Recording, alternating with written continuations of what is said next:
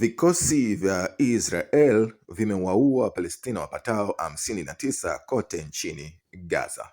Takribani 17 kati yao walikuwa wakijaribu kupata chakula katika maeneo ya misaada yanayoendeshwa na Marekani na Wakfu kwa Kibinadamu wa Gaza, GHF, unaoungwa mkono na Israel kulingana na Wizara ya Afya.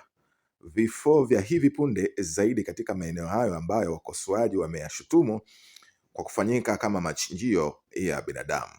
Madaktari katika hospitali ya Al-Waida katikati mwa Gaza Jumapili waliiambia Al Jazeera kwamba takriban watu 3 waliuawa na makumi kadhaa kujeruhiwa na moto wa Israel walipokuwa wakijaribu kukaribia eneo la GHF karibu na eneo linaloitwa Netzarim Corridor, wakitafuta vifurushi duni vya chakula kwa familia zao zenye njaa.